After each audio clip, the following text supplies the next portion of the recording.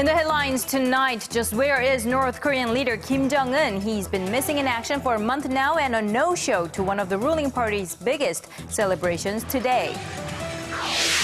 Subtle differences in how Korea's top financial officials assess the path of economic recovery has emerged. Now this at the IMF and World Bank meeting in Washington. The formal dialogue between pro-democracy activists and Hong Kong officials, originally scheduled for today, are called off. Find out the latest on these stories and more on Early Edition at 6.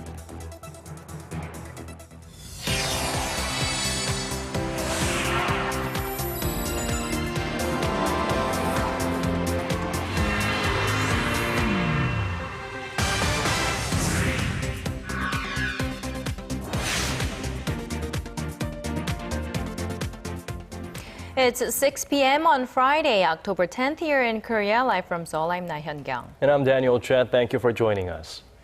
We begin with one of the biggest celebrations for the ruling Workers' Party in North Korea. Well, all eyes were on whether the missing North Korean leader would appear at the event today, but he wasn't there, and that is fueling speculations of a possible coup or grave health matters for the young leader. Our Connie Kim starts us off.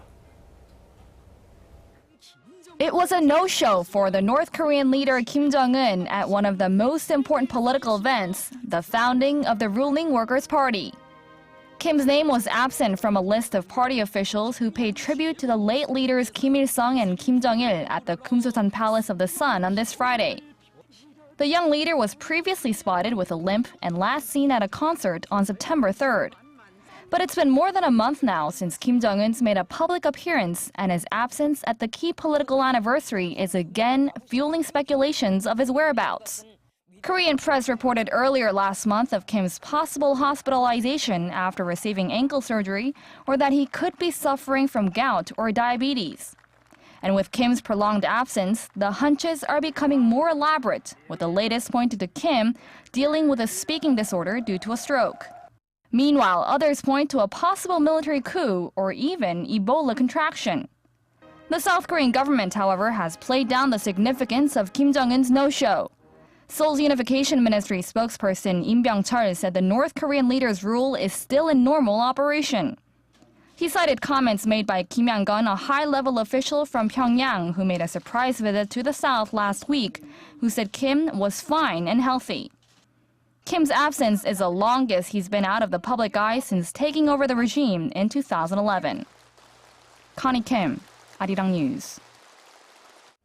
In the meantime, the North says South Korean activists flying propaganda leaflets into the North will seriously hurt inter-Korean ties. But there's also speculation that Pyongyang is trying to gain an upper hand ahead of the upcoming inter-Korean high-level talks. Kim Yong-gil has this report. A South Korean activist group has gone ahead with its plan to fly anti-Pyongyang leaflets across the border on Friday, despite warnings from the North that they would retaliate, as the day marks the founding anniversary of the North's ruling Workers' Party. North Korea's agency in charge of inter-Korean relations had said that if Seoul did not stop the group, fighters for a free North Korea, from going ahead with its plan, relations between the two Koreas could crumble. If the South Korean authorities allow the leaflet scattering operation, North-South relations will again be pushed to an uncontrollable catastrophe, and Seoul will have to bear the responsibility. Seoul's Unification Ministry had asked the activists to think carefully and scrap the plan, to give the ministry the best possible chance of improving inter-Korean ties at such a critical time. However, the government had also said it had no legal grounds to stop the group, a position that allowed it to distance itself from the issue. Tensions have been raised since an exchange of fire earlier this week after a North Korean naval vessel violated the western maritime border.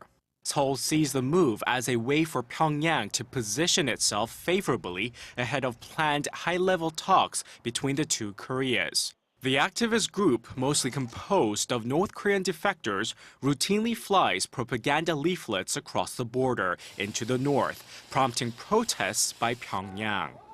Kim Yong-gil, Arirang News.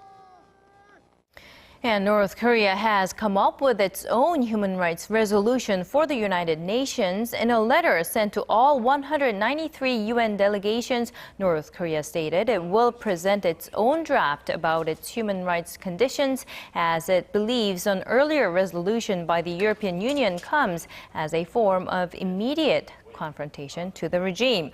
The letter defended human rights conditions in the north while boasting the country's free compulsory education and medical care. Now, whether the north will actually present its own resolution to the General Assembly's third committee or not, the European draft on Pyongyang's human rights abuses will be put to a vote in the coming weeks. If adopted, the text will wait for the General Assembly's formal approval in December.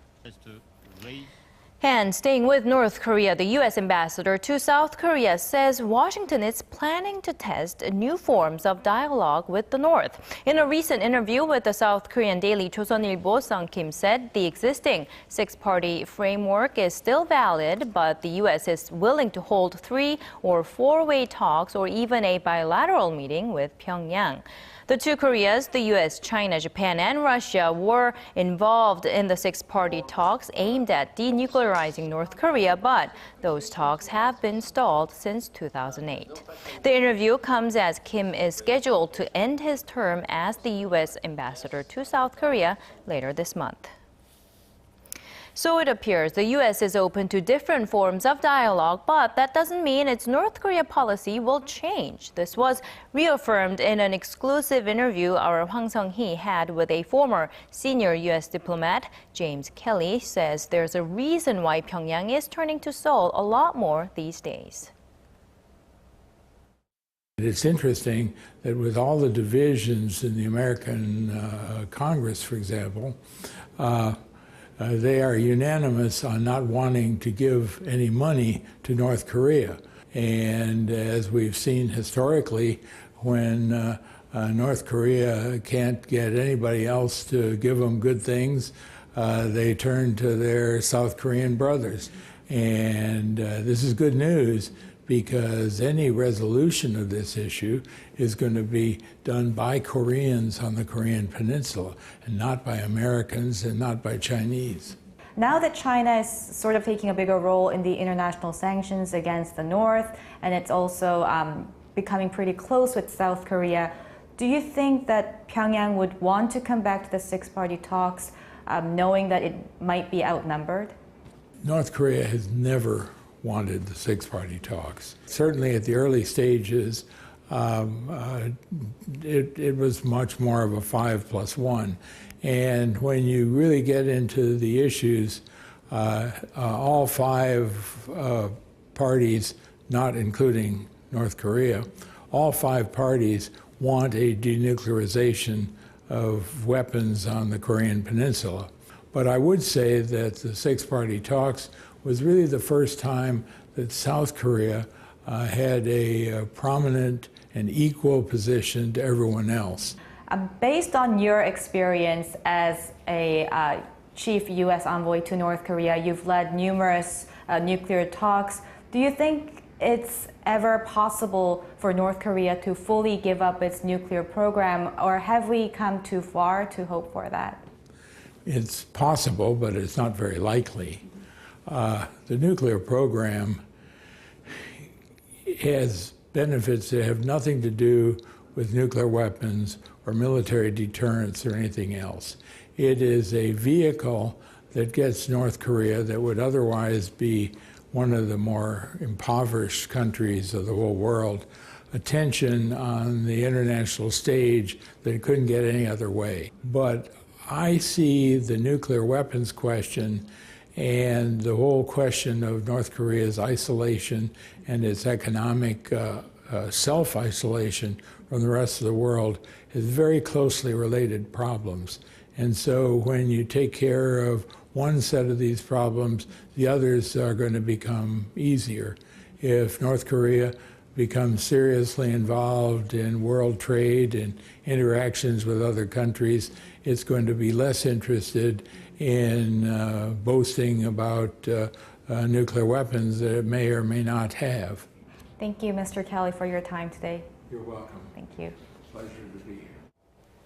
In other stories, the Japanese government reportedly believes it'll be difficult to come up with a breakthrough policy to resolve the issue of its wartime sex slavery. According to a report by the Nihon Keizai newspaper on Thursday, the response came during a meeting between the vice ministers of Korea and Japan earlier this month and during a meeting of both countries' foreign ministers last month. On a related note, Japanese lower house member Koichi Hagiuda, who serves as a special advisor to Prime Minister Shinzo Abe, said Tokyo does not intend to review the Kono statement apology again. The Korean government says it plans to pressure Japan during next week's UN meeting about the sex slavery issue to force Tokyo in taking a more responsible role in resolving the matter. And to the latest in Hong Kong, student leaders have called on demonstrators to stage a large-scale rally later this Friday after formal talks between protesters and government officials were called off. The territory's #2 official, Chief Secretary Carrie Lam, canceled talks Thursday evening, saying calls by student leaders to escalate protests had seriously undermined the basis for constructive dialogue. The government's decision came as lawmakers demanded an investigation into allegations that Hong Kong's chief executive, C.Y. Leung, had received $6.4 million from an Australian company. Leung's office has denied any wrongdoing. Leaders at international organizations are raising their collective voice to act quickly to combat Ebola in West Africa. An Australian nurse who had served in Sierra Leone tested negative for Ebola, but with more suspicious cases being spotted around the globe, authorities and healthcare professionals continue to call for a swift mobilization of resources. At a conference in Washington, UN Chief Ban Ki-moon said the world needs a 20-fold resource mobilization to deal with the outbreak in West Africa, while World Bank President Kim Jong-un warned of catastrophic economic costs to the African continent if we fail to act now. U.S. authorities announced they would add an extra layer of screening for Ebola at the country's 5 busiest international airports beginning Saturday local time. UK officials said they would also screen travelers from Liberia, Sierra Leone, and Guinea at their airports, as well as at Eurostar railway terminals. A one-day entry ban. 77. Digging deeper, getting to the bottom of stories that impact your life. Talking with you on air and online. Connecting you with experts on the world's most pressing issues. News and current affairs at its best. With Laah Hyun-kyung and Daniel Choy. Arirang News. Arirang News. On Early Edition at 6. Roughly 9 out of 10 residents in a city in Korea's Gangwon-do province say they don't want to see a nuclear power plant being constructed in their neighborhood. But the Korean government has rejected the results of a local referendum on the issue. Our Kim Hyun-bin has the details, including on what grounds the government is rejecting the results. As expected, residents of the city of Samchuk have rejected a referendum on a nuclear power plant in their city. 84.9% of the city's residents were against plant construction and only 14.4% for it. With the participation of over 2/3 of the city's 420,000 eligible voters. The referendum was hosted by the city and anti-nuclear power plant activists seeking to force the central government to retract the plan to build a plant. Residents of Samchuk, we have won today. I am moved to tears by your support. The Ministry of Trade, Industry and Energy says that the results are invalid on grounds the poll was arranged by a civic group and not by the official election management committee. The ministry has made it clear it will push ahead with the plan to build a plant. Pro-nuclear power plant groups have also questioned the poll's reliability. We can't accept the results of a vote orchestrated to pursue interests of local government employees. It's an invalid exercise, so should be nullified. The dispute over the plant between the residents and the government has gone on for 4 years, intensifying since the Fukushima nuclear power plant disaster in 2011. This isn't the first time the government has tried to build a nuclear power plant in Samchuk. Another plan was scrapped in 1998 due to citizen protests. Although the government has rejected the results of the Samchuk referendum on the basis that it was conducted independently, it accepted the results of another locally arranged referendum held in 2004. That year, a plan to build a radioactive waste disposal facility in Busan, southwest of Seoul, was scrapped after voters rejected it in a similar referendum. Despite international efforts to reduce the number of nuclear power plants, Korea has plans to build 7 additional plants by 2035. Kim Jong-un, Arirang News.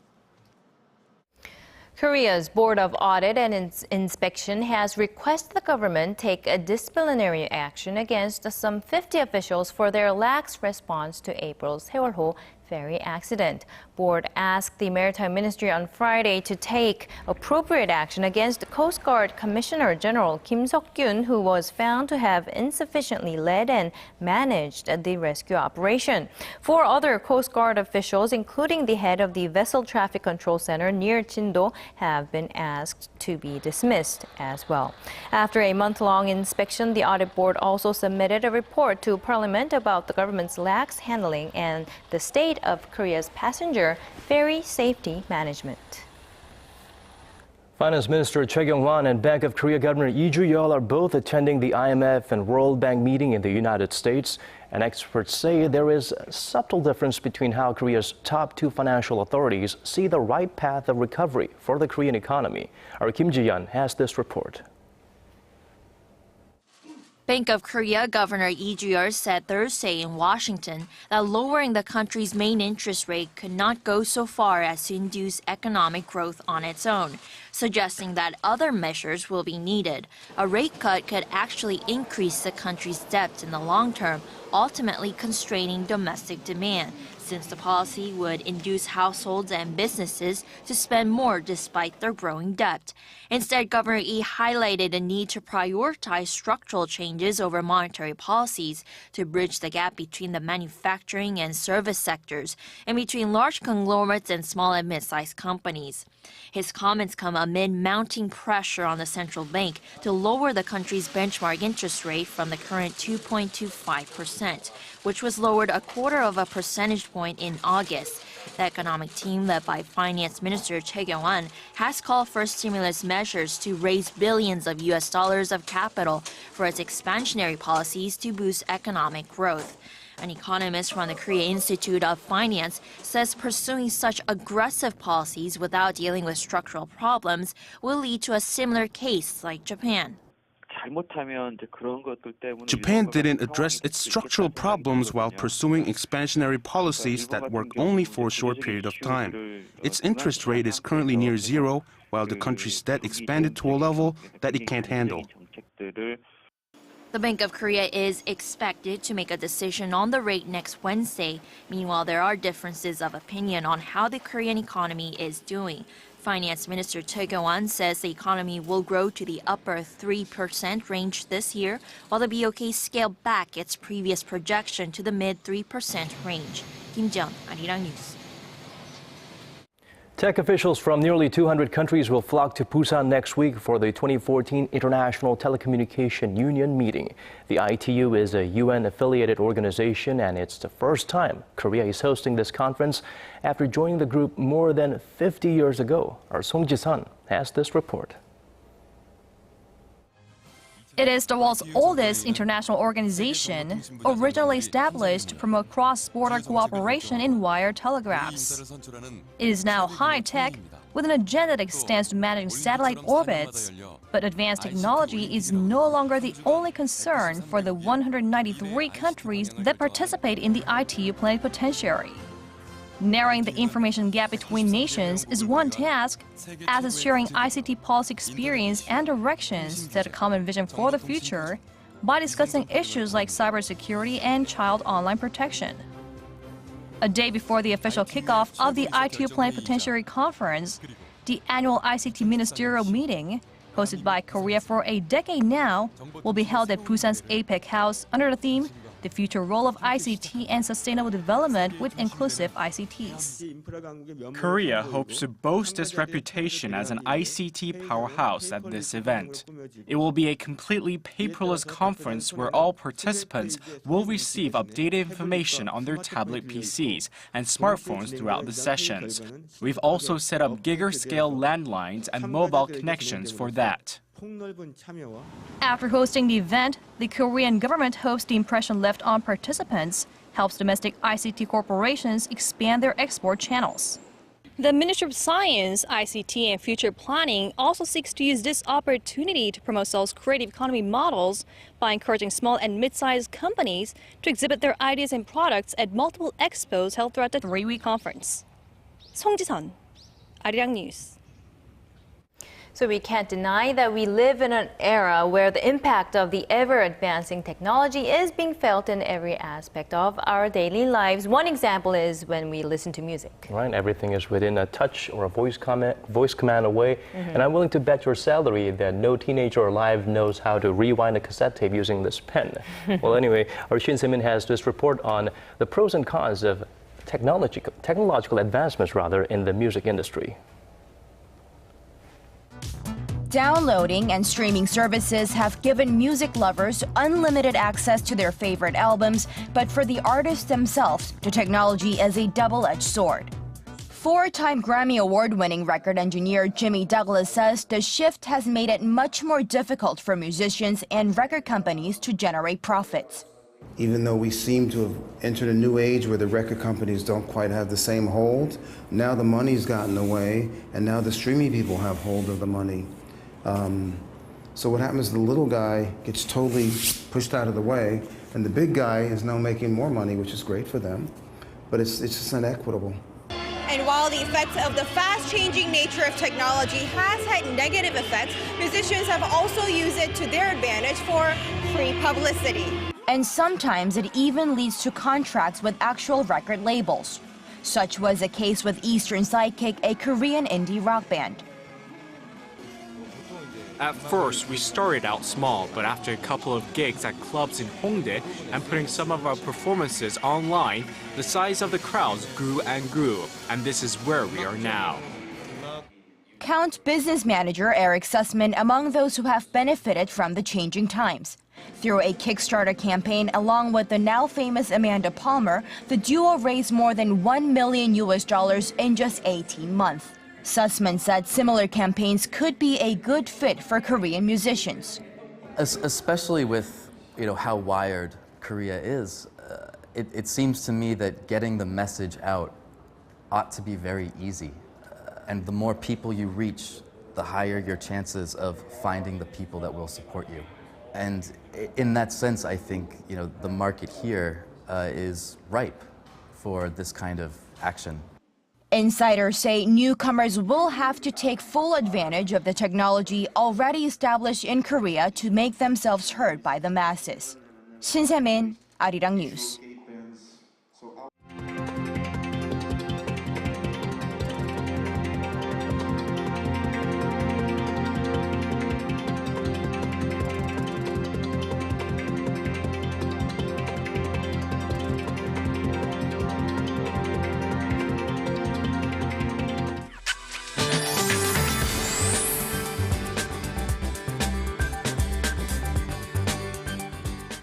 Hope your week is coming along well. I'm Kim Bo-kyung with your weather updates.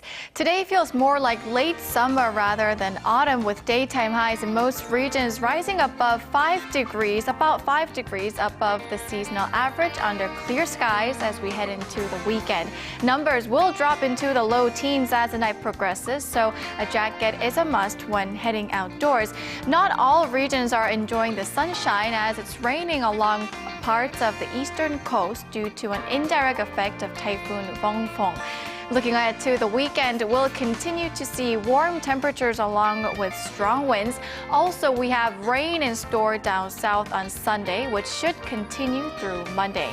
On to Saturday's readings. Seoul will make it to 27, Gwangju 28, and Busan 23. On to other regions. Daejeon reaches 26, Jeju will be at 23, Dokdo 20, Mount Kumgang 15. That's all the updates for now. Have a wonderful Friday evening. I'll be back with more after 8. See you soon.